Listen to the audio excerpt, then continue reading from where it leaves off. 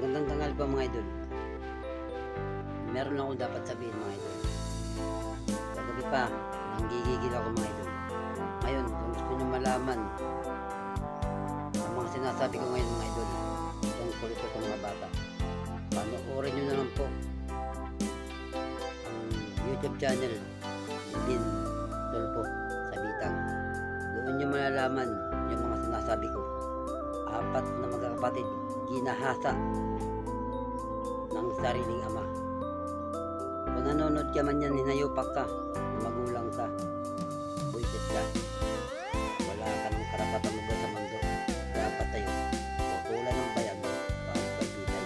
Kaya nananawagan ako sa human right, sa gobyerno, na sana ipatupad yung bitay para mabawasan o maubos ang mga rapist, ang mga kriminal dito sa liputan. Sabi na ko nanggigil, wala akong pakialam kung sino ka man na hype ka na lalaki ka. Kahit mayroon kang mga kapatid na mga may katungkulan, wala akong pakialam. Nandyan yung pangalan ko, address ko, ilalagay ko number ko, tawagan mo kung hayop ka. Kung sino ka man. Imbis ka magpoprotekta ng mga anak mong puro babae, ikaw pa ng demonyo. Hayop ka talaga. Sana mabitay ka na, hayop ka. Kung nanonood ka ngayon, kung pag-alagala ka na nayupak ka, sana ibitay ka na. Kaya sana ipatupad ang bitay at mabitay ka sana. Yun sinasabi ko sa inyo mga idol. Paano kung walang Rapi Tulpo in action? Paano walang Bin Tulpo sa Bitang? Ano, papasalamat ako sa mga Tulpo dahil tagapagtanggol sila sa inapi. Kaya saludong po ako sa inyo.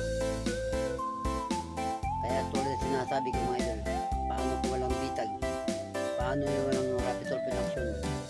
Paano yung walang mga tulpo? Sino magtatanggol sa kanila? Magpapasalamat talaga ako sa mga tulpo. Sana lahat ng mga rapist makulong. Makulong ka, sanang hinayupak ka na lagi ka. Ayun ka, hindi ako sa iyo.